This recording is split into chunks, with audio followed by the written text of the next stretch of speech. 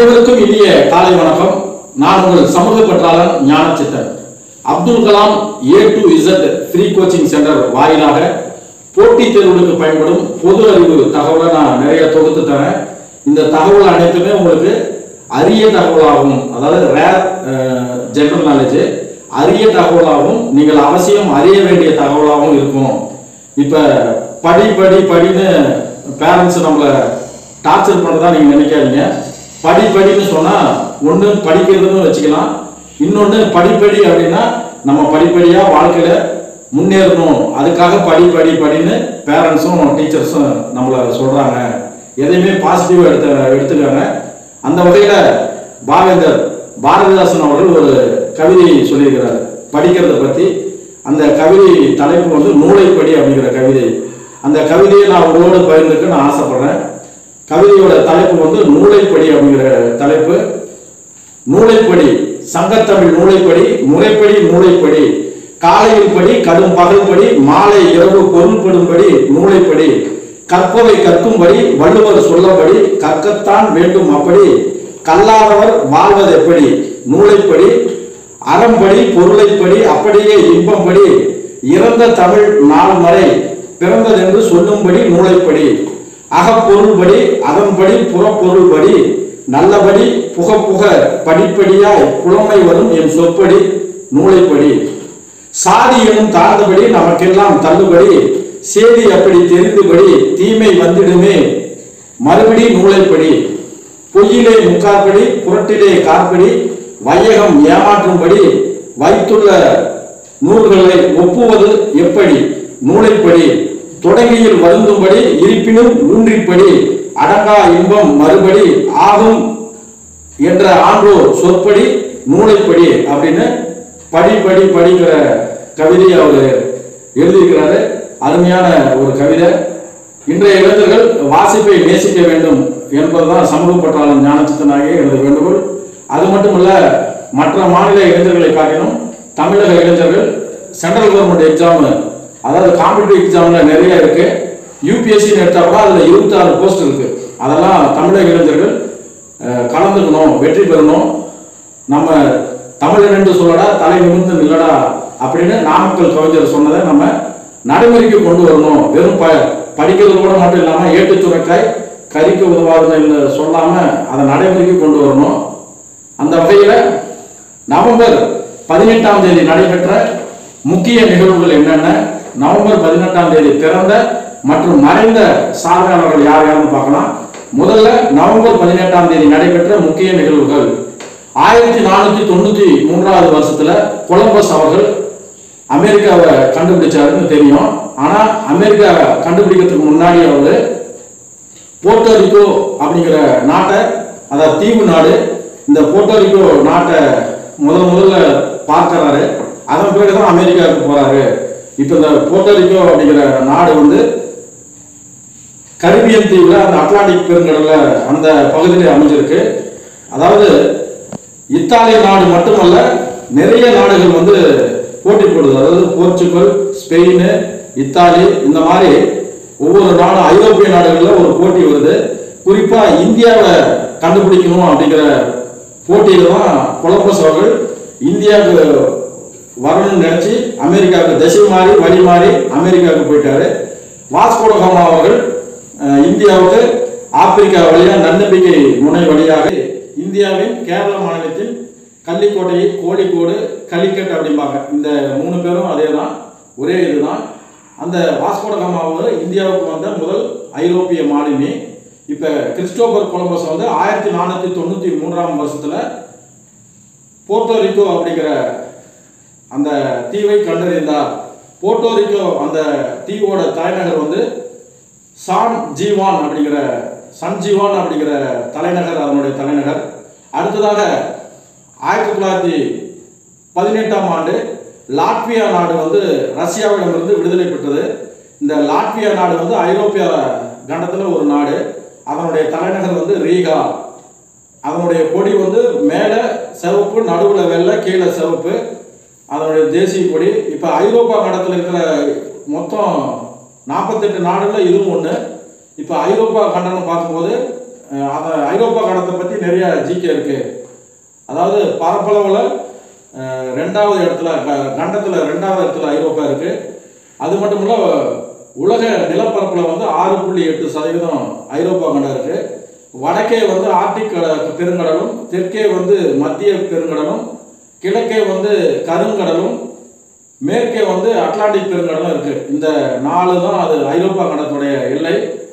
ஐரோப்பா கண்டத்தில் மிகப்பெரிய நாடு ரஷ்யா நாடு, மிகச்சிறிய நாடு வந்து வாடிகன் சிட்டி. வாடிகன் சிட்டி தான் ஐரோப்பா கண்டத்தில் இருக்கிறது மிகச்சிறிய நாடு. Not only Europe continent but also entire வேர்ல்டுலேயே உலகத்திலே மிக சிறிய நாடு எது அப்படின்னு பொது அறிவு கேட்பாங்க. அந்த கேள்விக்கு பதில் வந்து வாடிகன் சிட்டி. இதனுடைய சுற்றளவு வந்து 1 கிலோமீட்டர் தான். அங்கே தான் இது வந்து ரோமுக்கு பக்கத்தில் இருக்குது. அந்த ரோமுக்கு பக்கத்தில் இருக்கிறதுனால கத்தோலிக், அதாவது கிறிஸ்தவர்களின் புனித இடமா இந்த வாடிகன் சிட்டி திகழுது. அடுத்ததாக ஐரோப்பா கண்டத்தை வச்சு தான் மையப்படுத்தி தான் தொழில் புரட்சி எல்லாமே அதை சார்ந்து தான் நடைபெற்றுச்சு. குறிப்பாக முதல் உலகப் போர், அதாவது 1914 18 வரைக்கும் முதல் உலகப் போரும், 1939 1945 வரைக்கும் 2வது உலகப் போரும் நடைபெற்றுச்சு. அது மட்டும் இல்லை, அயர்லாந்து, இங்கிலாந்து, ஸ்காட்லாந்து இந்த நாடுகளெல்லாம் சேர்ந்து ஸ்காண்டினேவியன் கண்ட்ரின்னு சொல்லுவாங்க. அது மட்டும் இல்லை, இப்போ ஐரோப்பா கண்டத்தில் இருந்து தான் ஏற்கனவே நான் சொன்ன மாதிரி போர்த்துகீஸ், பிரான்ஸு, இத்தாலி இந்த மாதிரி நாடுகளில் போட்டி ஏற்பட்டுச்சு. அதாவது கடல் பயணத்தை போட்டி ஏற்பட்டுச்சு. கப்பல் மாலுமிகள் வந்து ஒவ்வொரு நாட்டிலேருந்தும் கிளம்பி வந்தாங்க. அப்படி வந்தது தான் அமெரிக்கா, ஆஸ்திரேலியா, ஆப்பிரிக்கா, இந்தியா போன்ற நாடுகள் வந்து கண்டுபிடிக்கப்பட்டது. மொத்தத்தில் 193 நாடு உலகம் பூரா இப்போ இருக்குது. அதில் வந்து 48 நாடு ஐரோப்பா கண்டத்தை சார்ந்தது. அதாவது 200ன்னு வச்சிங்கன்னா அதில் ஒரு 50 நாடு, அதாவது 4ல் 1 பங்கு ஐரோப்பா கண்ட நாடுகள் இருக்குது.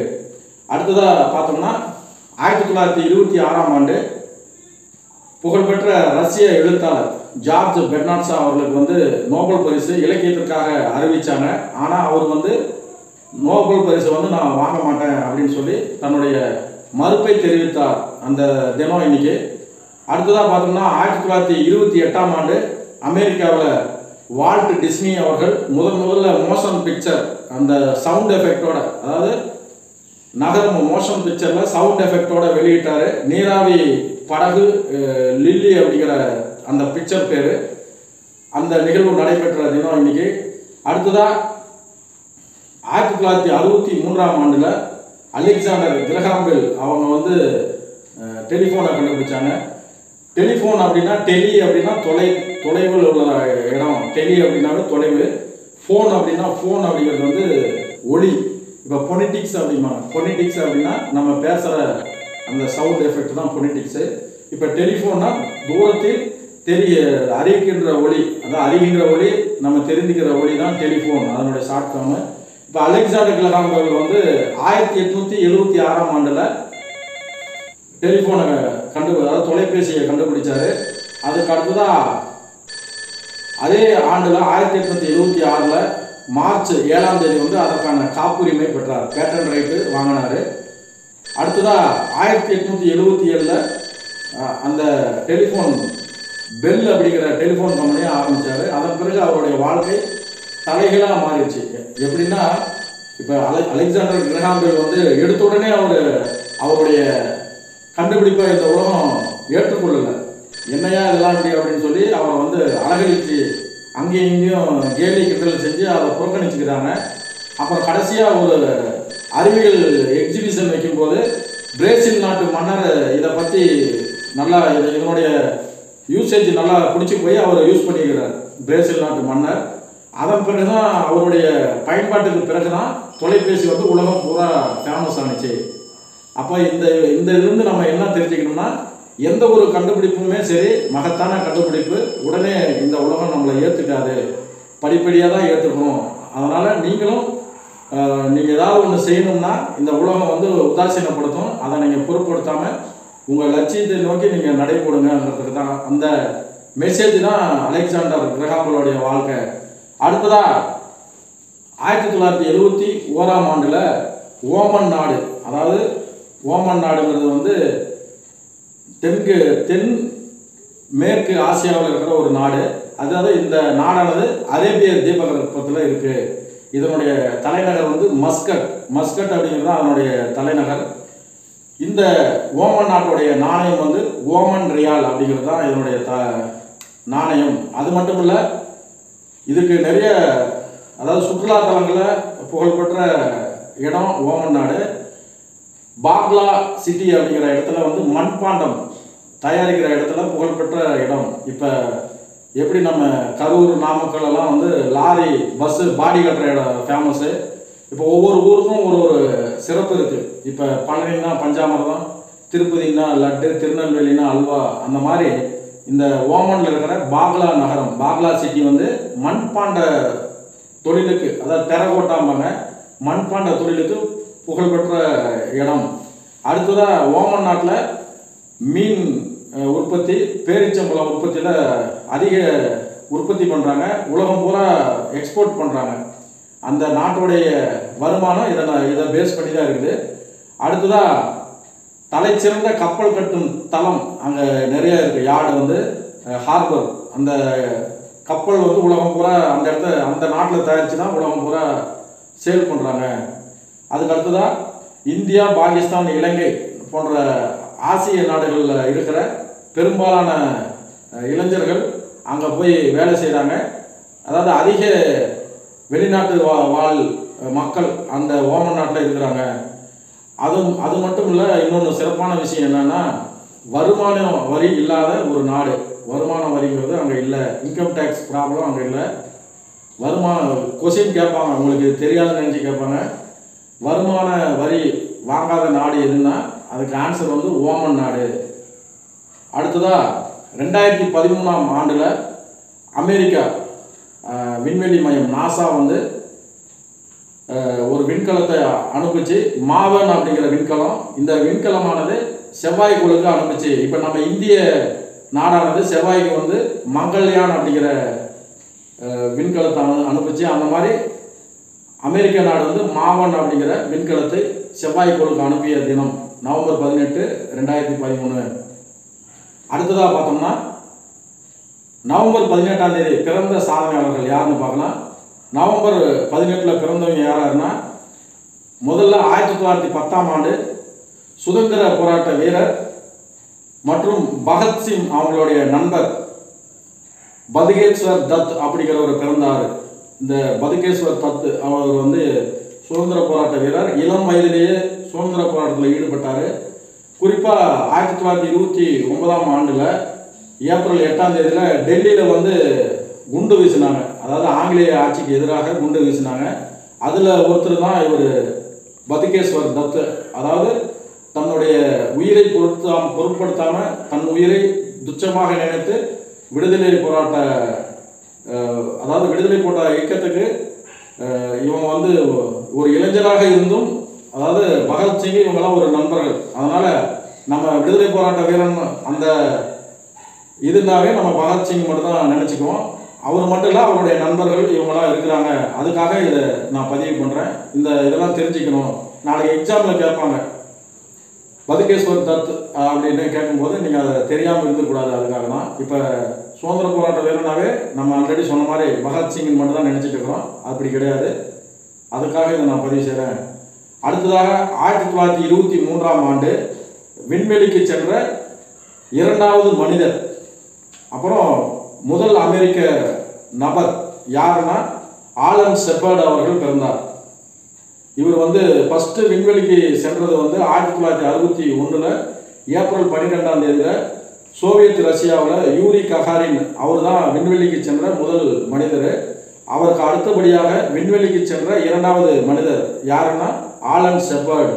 இவர் வந்து 1961ஆம் ஆண்டு மே 5ஆம் தேதி மெர்க்குரி அப்படிங்கிற விண்கலத்தில் விண்வெளிக்கு சென்றார். 15 நிமிஷம் விண்வெளியில் இருந்தார். இது வந்து ஒரு தகவல். அதாவது நம்ம இதெல்லாம் நான் எதுக்கு சொல்கிறேன்னா, விண்வெளி பற்றி நிறைய ஜிகே இருக்குது. அதுக்காக இதை நான் பதிவு பண்ணுறேன்.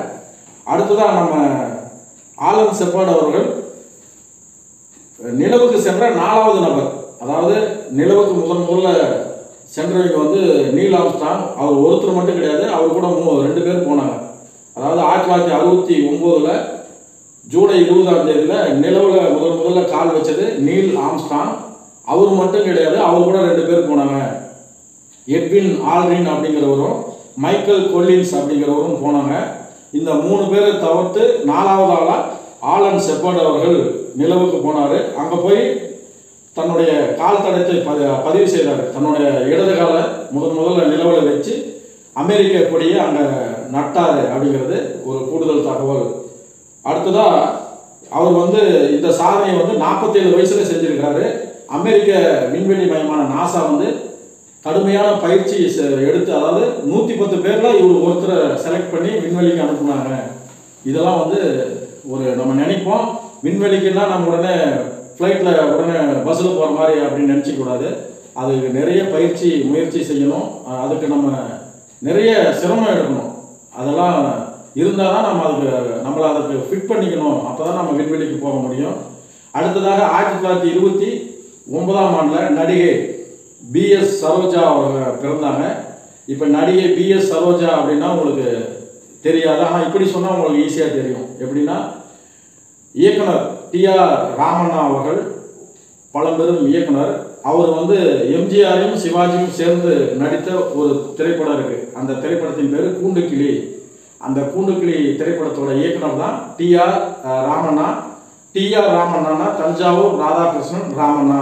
இவங்க வந்து டிஆர் ராஜகுமாரி இருந்தாங்க இல்லையா, தமிழகத்தின் முதல், அதாவது பெண்களில் மிகச்சிறந்த நடிகை டிஆர் ராஜகுமாரி. அவங்களுடைய சகோதரர் தான் டிஆர் ராமண்ணா. டிஆர் ராமண்ணாவுடைய ஒய்ஃப் தான் பிஎஸ் சரோஜா. இவங்க வந்து எம்ஜிஆர் நடித்த ஆரம்ப கால திரைப்படத்தில் ஜெனோவா, புதுமை பித்தன் போன்ற திரைப்படத்தில் எம்ஜிஆருக்கு ஜோடியாக பிஎஸ் சரோஜா அவங்க நடிச்சிருக்கிறாங்க. அடுத்ததாக நவம்பர் 18ஆம் தேதி மறைந்த சாதனையாளர்கள் யாருன்னு பார்க்கலாம். 1887ஆம் ஆண்டில் உளவியலின் தந்தை என்று போற்றப்படுவர் கவிஞர், தத்துவவாதி, ஜெர்மனி நாட்டை சேர்ந்தவர் குஸ்டாவ் பென்சன் அவர்கள் மறைந்தார்.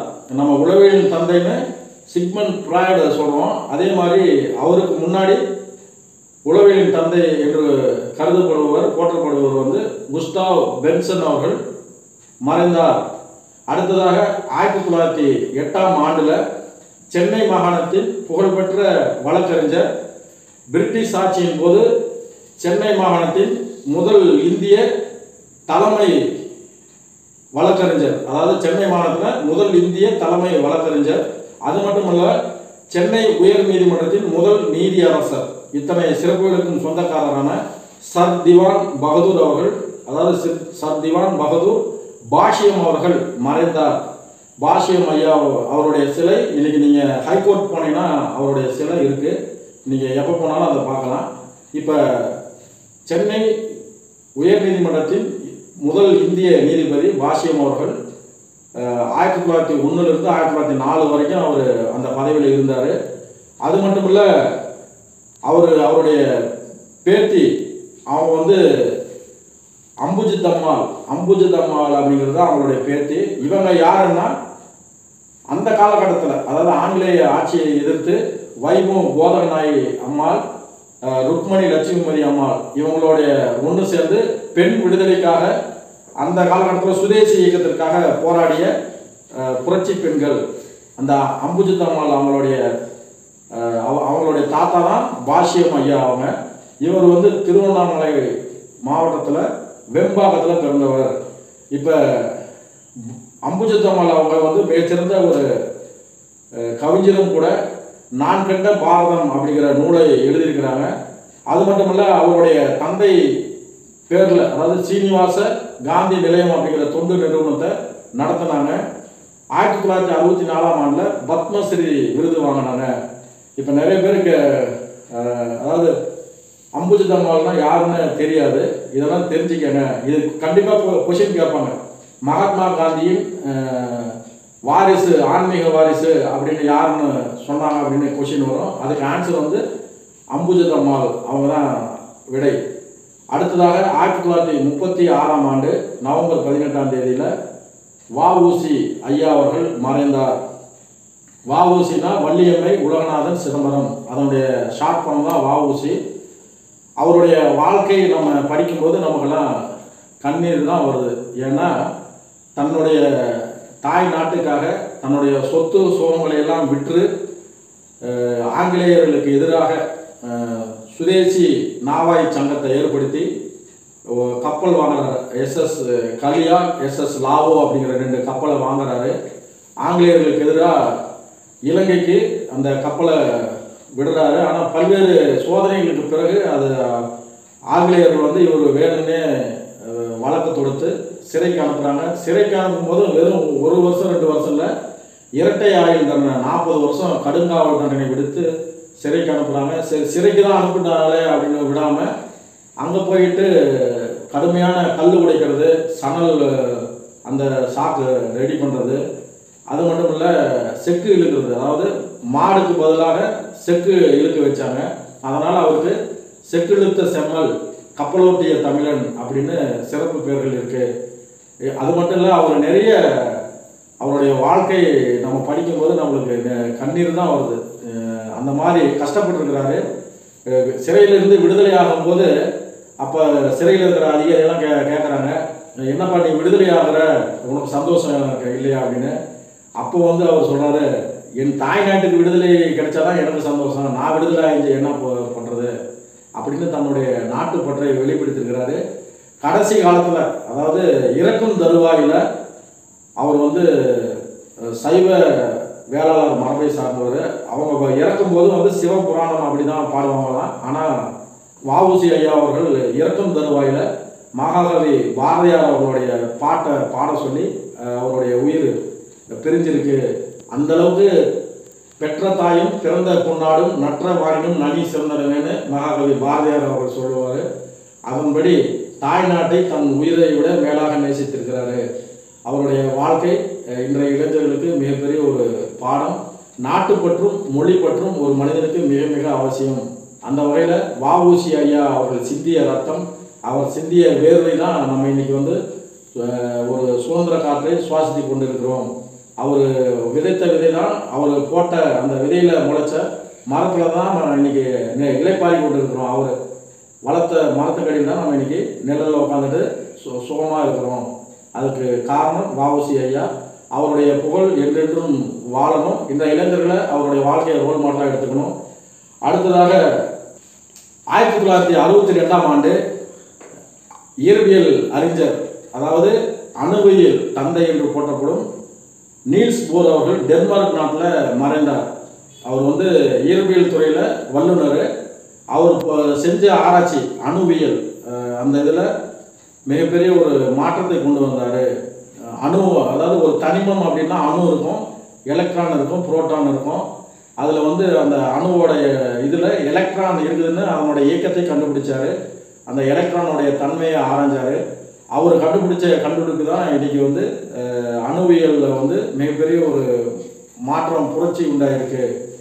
அந்த கண்டுபிடிப்புக்காக, அதாவது தனிமத்தில் இருக்கிற எலக்ட்ரான் இயக்கத்தை கண்டுபிடித்ததற்காக 1922ஆம் ஆண்டு அவர் இயற்பியலுக்கான நோபல் பரிசு பெற்றார்.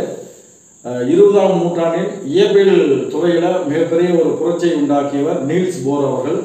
அதனால் டென்மார்க் நாட்டில் அவருடைய அதாவது நாணயம், நம்ம இந்தியாவில் இந்தியன் கரன்சியில் மகாத்மா காந்தி இருக்கிறார் இல்லையா, அந்த மாதிரி டென்மார்க் நாட்டில் இவர் சயின்டிஸ்ட் நீல்ஸ் போர் அவர்களுடைய படத்தை அந்த நாடு வெளியிட்டிருக்கு. அவருக்கு கௌரவம் செஞ்சுருக்கிறாங்க. அடுத்ததாக 1982ஆம் ஆண்டு எழுத்தாளர் தி ஜானகிராமன் அவர்கள் மறைந்தார். அவரை சுருக்கமாக வந்து தீஜா அப்படின்னு சொல்லுவாங்க. இவர் வந்து திருவாரூர் மாவட்டம் மன்னார்குடி அருகே உள்ள தேவங்குடியில் பிறந்தவர். அவர் எழுதிய சக்தி வைத்தியம் அப்படிங்கிற நூலுக்காக சாகித்ய அகாடமி விருது வாங்கினார். அது மட்டும் இல்லை, மோகமுள், மரப்பசு, அம்மா வந்தால் போன்ற புகழ்பெற்ற நாவலை எழுதியவர் இவர் தான். அடுத்ததாக 10 ஆண்டுகள் வந்து பள்ளி ஆசிரியராக பணிபுரிந்து அதன் பிறகு அகில இந்திய வானொலி நிலையத்திற்கு டெல்லிக்கு வேலைக்கு போனார். கணையாளி அப்படிங்கிற ஒரு மாத இதழ், மிகவும் புகழ்பெற்ற ஒரு மாத இதழ், டெல்லியில் அது வெளியிட்டாங்க. அந்த கணையாளி மாத இதழுக்கு ஆசிரியராக இருந்தார். இந்த கணையாளி இதழை தோற்றுவித்தவர் வந்து சி கஸ்தூரி ரங்கன் அவர் வந்து களத்தூரில் செங்கல்பட்டுக்கு அருகிலுள்ள களத்தூரில் பிறந்தவர். தினமணி ஆசிரியராக 1981 1991 வரை சி கஸ்தூரி ரங்கன் தினமணி ஆசிரியராக இருந்தார். அது மட்டுமல்ல, நியூயார்க் டைம்ஸ் அப்படிங்கிற அமெரிக்க பத்திரிகை நிருபராகவும் இருந்தார். இந்த கணையாளி அப்படிங்கிற மாத இதழில் எழுத்தாளர் சுஜாதா, அன்றைய காலகட்ட எழுத்தாளர்கள் எல்லாமே கணையாளி வழியாக தான் தன்னுடைய இலக்கியத்தை தமிழ் மொழியின் வளர்ச்சிக்கு அந்த கணையாளி மாத இதழ் மிகவும் பயனுள்ளதாக இருந்தது. நான் தொகுத்து தந்த இந்த தகவல் அனைத்தும் உங்களுக்கு மிகவும் பயனுள்ளதாக இருக்கும். இந்த தகவலை பயன்படுத்தி நீங்களும் ஒரு வெற்றியாளராக வர வேண்டும். உங்கள் வாழ்க்கை இந்த சமுதாயத்திற்கு பயன்பட வேண்டும். புதியதோர் உலகம் செய்வோம், கெட்ட போரிடும் உலகத்தை வேரோடு சாய்ப்போம்னு பாவேந்தர் பாரதிதாசன் அவர் சொன்ன அந்த கவிதை வரிகளை நடைமுறைப்படுத்துவோம். நாட்டின் வளர்ச்சிக்கு, புரட்சிக்கு, மறுமலர்ச்சிக்கு நம்ம பாடுபடுவோம் என்று கூறி இன்றைய பயனுள்ள தகவலை நான் நிறைவு செய்கிறேன். நன்றி, வணக்கம்.